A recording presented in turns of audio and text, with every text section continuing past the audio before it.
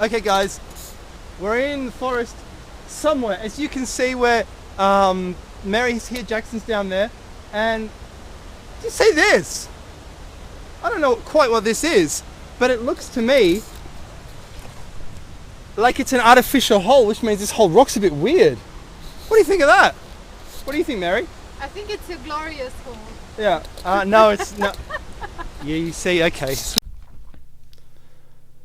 Well, hello everybody, and this video has been a while in the making. I promised this so long ago, telling everyone why I think St. Patrick threw the snakes out of Ireland, what that legend actually means. But firstly, thank you so much. Do you see this number here? 19,000 subscribers. Thank you so much for that.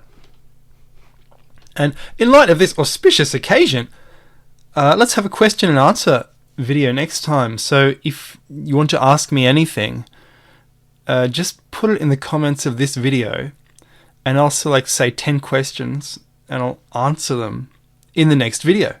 So yeah, because people want to ask things, and I have a few answers. I know a few things. Okay, so I'll try and answer as good as I can.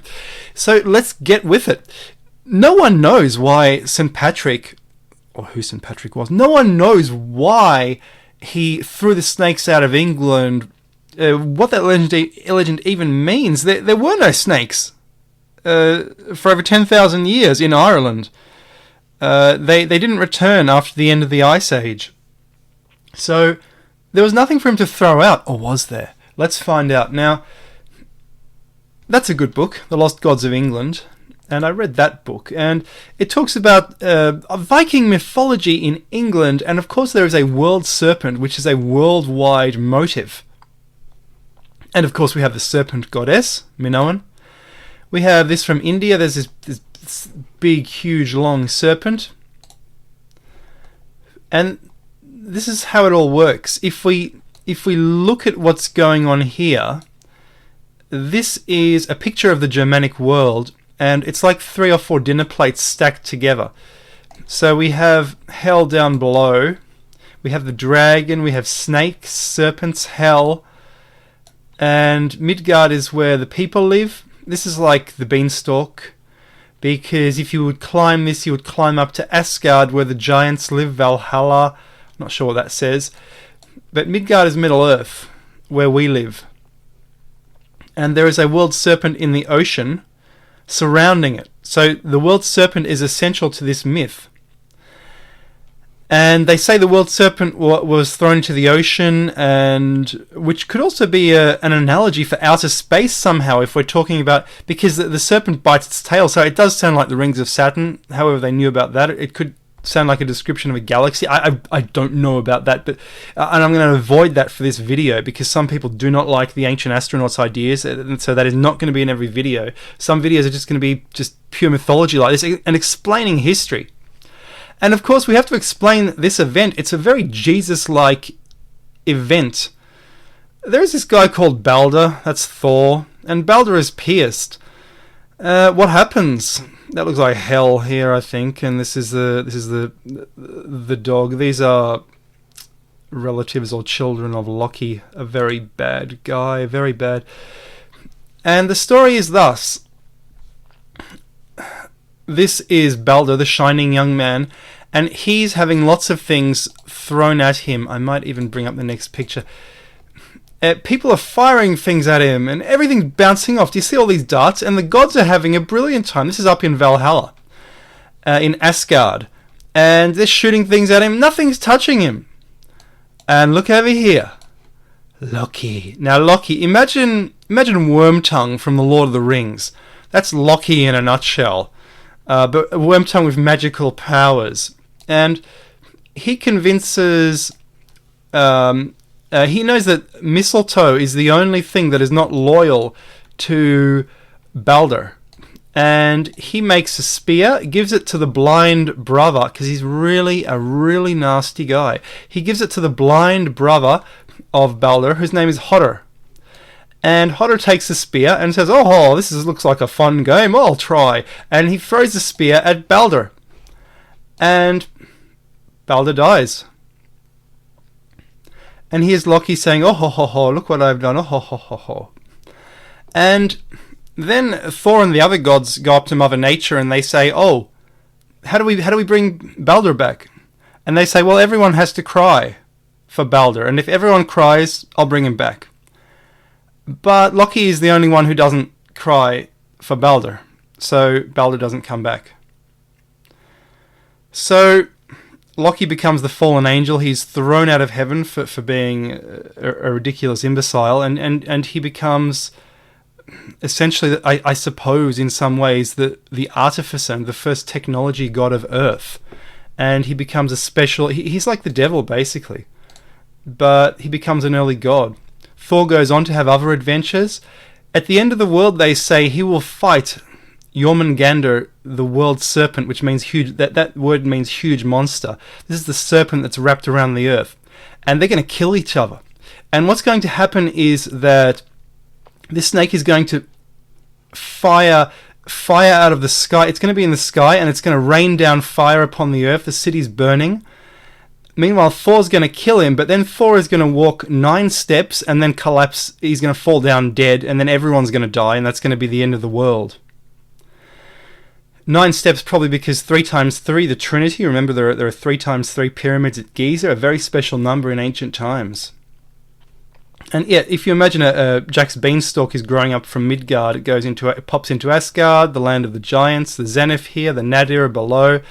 I'm not familiar with these words, but this is where Hel lives, and that became Hel. Hel is a daughter of Loki. And anyway, Loki's banished to Earth. He's thrown underground. He's tied to a rock, and there's some other snake which is dripping acid on him. His wife dutifully collects the acid. But when she has to go and empty the bowl, some spills on him, and he's going and this is causing earthquakes. This is what they told their children back in ancient times. And here, the apple doesn't fall far from the tree. So these are Loki's children, and aren't they a bunch? I've got an even better picture of them. That's not working. But there's a wolf Fenrir, and there's a snake which may or may not be the same snake as Jormungandr. And there's this woman, Hel, okay? And they all live in the underworld, under the earth, with Loki. And they're all kind of bad. That's that story again I just told you. Loki's like, hey, I'll help you. Hey, yeah. And this is Germanic mythology again from Eastern Europe. A bit more of the phallic cult going on here. And this is Midgard, Middle Earth, the humans, Asgard up above, the Lord of the Rings. I'll make a video about him one day. And down below is Loki, and for some reason he's holding up the Earth like Atlas does. So there's some conflation between Atlas and Loki. And of course, remember, Atlantis was the land of Atlas. So the Greeks obviously wanted to portray Atlantis as a land founded by an evil doer. So there might have been some conflation in that legend. And of course, the snake cult was worldwide. It was in Ireland, but it was everywhere as well. This is the Ubaid thing, and this is people have said it's an alien reptilian, but what it really is there's no room for a brain in there. It's a picture of a snake on a human body. Adam and Eve, the snake around World Tree, because as I showed you in Germanic mythology, the snake is associated with the World Tree, the center of the earth. Again, this is how it all works. There's a mountain. The Shambhala myth is exactly the same as this. This is the snake biting its tail, wrapping around the world's ocean like a ring. And there's another snake there which may or may not be the same. We don't know, because all the legends are conflated and mixed up, and we don't have the originals of any of them. But it became a worldwide legend. And the snake cult was worldwide. This is the snake coming down from heaven on the Kukulcan Pyramid. On an auspicious day, I think one of the equinoxes, this lights up brightly compared to the rest of the pyramid. It's unbelievable. This is called the Flamel snake cross, and you see this on medieval paintings. I saw this and I thought, what on earth is this? But what it really is they've in the Christian times, they didn't want to draw the world tree, so they drew a kind of cross instead, but they kept the snake. So it's basically the Tree of Eden. And of course, the snake cult was very popular in the pre-Inca times in Peru. So you look at some of this stuff. It's the snakes. They drew snakes on the walls. Many of them probably have been chiseled off. Again, the snake cult, and they even said the Viracochas, who came over from possibly Europe, were people of the snake. The Egyptians had a kind of dragon, a feathered serpent as well, Canufus. This is their world serpent. They had the same thing, a feathered serpent. Again, the feathered serpent. And now I'm going to start to talk about how St. Patrick, finally, how St. Patrick got the snakes out of Ireland, and this is how I think he did it. Now, if you examine Irish people, Ireland is a beautiful country. You go to Ireland and you walk around and you just look at Irish people. They appear to be something of a hybrid. They're very Viking, but they also have Mediterranean features. So they're half Viking, half ancient Spanish. So there's a Viking component in Denmark, Norway, parts of Scandinavia. You have Christianized and pre-Christian monuments which look like this. And this is an inscription in runes which says something like, this person was killed in battle, he was my father, blah, blah, blah, blah. But the inscription is written on a snake, on a world serpent, which is wrapping around a sort of ring, as if it's encompassing, as if their spirit is now encompassing the world. So it's a very nice touch. And this says, Fadir had these runes cut in memory of Osur, his brother, who died in the north on a Viking raid. Inglander and Olvir raised this stone in memory of Thorbjorn, their father. He has been long in the west. Hrorikr, Guadmurir, and Gunlither cut the runes. So essentially this is someone, their father, who has gone off to England or even America, and they have no more word of what's happened to him, so they've decided, okay, then they've put up this. And as you see, it's a kind of cross. It's similar to the Celtic cross, but it's got this big snake on it, right? And this is the key, and this is like the pierced wounded man, essentially, that I've been talking about, but he's a bit like Jesus now. The green man is similar to this as well. The green man has all sorts of greenery popping out of him. And again, this is more of the same. This is an absolutely unbelievable example of what I've been talking about. This says here, this stone was raised in the memory of Jorundur, his son, who was in the west with Ulfr, Hakon's son. So they were in the west. Probably they were doing raids on England or even raids on Ireland, and inevitably they get killed or they go missing. And people ask when the ship comes back, "What happened to my father?" And they say, "Well, he was killed." And they build this, and as you see, there's a snake, and there's none of these in Ireland, but we'll get to that. Another example.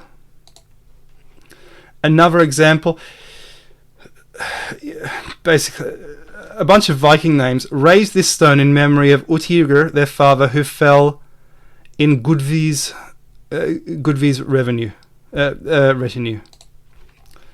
More, Toki the Viking raised the stone in memory of Gunnar, Grimmir's son. May God help his soul. And this one is pre-Christian. It doesn't have the cross. It's just got this sort of snake. So they draw this on the world snake. Again, more and more of it. It's incredibly serpentine. It's weird. And I actually encountered a legend in Ireland. They were actually saying that in the old days, Jesus was associated with a snake in Ireland because the snake can shed its skin and renew itself. And I've never heard this legend anywhere else in the world. Varinga raised this stone in memory of Fjalfi, his brother, the valiant man who was with Knutr. Possibly Knut in England. Knut lost a lot of men, but he ruled half of England. Is that a cross or a flower? Or is that a four-leaf clover, which is a very lucky thing? And look, it goes on and on and on. This is raised in memory of their good father. He perished abroad with all the sailors. May God help his spirit. And it goes on and on. This is raised by Thora, that's a woman's name, placed this stone in memory of Svein, her son, who died in the west. And it goes on and on. Anyway, this is William Stuckley, and he was really interested in Avebury. This is an Australian version. It's in the shape of a snake. A farmer destroyed this in the 1940s before it was opened up as a kind of Australian Stonehenge. That's it again. It's an ancient snake cult across the landscape. And you have the same thing with Avebury. There was a serpentine... You can even see part of it here, I think. There was a serpentine-like corridor which went up to two nearby hills. And the whole thing had the appearance of a snake. We'll get to that. And this is, of course, the Serpent Mound in Ohio, which is absolutely wonderful. And it's also on top of a cliff, by the way. Probably to show you that the serpent had just fallen out of heaven. And Irish crosses, you don't... Look, this is what an Irish cross... And this is why St. Patrick... Finally we get to it. This is why St. Patrick threw the snakes out of Ireland. He changed all the crosses around. They destroyed them, or they turned them into these. And of course there were two St. Patricks. One was a man called Palladius. They know about him. And then there was another guy 50 years later, and they've conflated them. And Patrick his name is written as Patricius, which means father of the people. Pater is father. So straight away you see it's a title. It's not a name. So we don't know his name. But we do know he was something of an iconoclast, because you can't throw out all the pagan monuments and be a nice guy. That's not going to work. And so we don't know much about him, but the thing is, if you look at although they're a semi-Viking, there's not a single Irish cross, and these are all from the Dark Ages, which was their golden period, with a snake on it. So this is why there are no snakes in Ireland. Finally we get to this Avebury. As you see, it's a serpentine-like monument. If there was one in Ireland, it's long gone. I guess we can thank St. Patrick for that. And that's an early type of Celtic cross, which looks like it's actually more like a Roman Cairo. Again, this is a Celtic cross. Jesus in the middle. Two people stabbing him. Some kind of trinity up there. More trinities. Maybe the three Marys, the three wise men. Who knows? Another Celtic cross. Again, look, there is nothing serpentine. This is not a snake here. This is just a bit of braiding. This is a knot. They turn the snakes into sort of braided knots and chains and things like that to sort of keep some of the archetype alive, but they were not allowed, probably on St. Patrick's orders, to draw them as snakes. And Ireland is beautiful. And you know what? I was searching for these photos and I thought to myself, there's not a single polygonal wall in Ireland until I saw this. Oh my God, this is in Armagh. And Armagh is an amazing town. It looks like they did have polygonal walls because they were visiting America, sharing their snake cult with America before St. Patrick came along. And they did have a kind of polygonal system, but it is so hard to find. Like this is the only photo I have. And this is an amazing church. This is I believe this is Sally Hill. And there's another one called Salty Hill nearby, and this is in Armagh, which is the religious capital of Ireland. And look, it's a church on top of a pyramid. This is the Catholic capital of Ireland. It is the Vatican of Ireland. It's amazing in there, but it's built on top of a weird pyramid. And the legend is St. Patrick came over here. He took a deer off this hill, which sounds like a pagan idol, and he took it to another hill where he started preaching. So he was an iconoclast. He wanted to destroy the old religion. He wanted to wipe it out. And he succeeded. You can see this terracing on this hill. It reminds me of Glastonbury or something. It's very weird. I'm thinking part of that is original, because you don't get that anywhere else. It's a bit weird. And this hill is... The church is amazing. It's a bit of an Irish Hagia Sophia. It's just wonderful inside. Me again, you just get these amazing motifs and reliefs, and it's a real joy to look at something like this, and a real honor as well to be able to go into a church like this. Very Germanic as well. It's like a Gothic version of Hagia Sophia. Anyway, you used to have idols like this. The Tandragee man, this was raised in a town square until recent times, and they put him in a museum. Who is he? Barbary ape. Anyway, Ireland, that's what Ireland looks like. This is another hill. So St. Patrick took the idols from that hill and he brought them to this hill. So, and this is where the Protestant church is. So you have one church on one hill and the rival Protestants on another hill. And of course, this This church has a crypt, and apparently St. Patrick might be buried here. It's a beautiful garden. One would imagine St. Patrick was residing on this hill, preaching on this hill. It's an amazing place.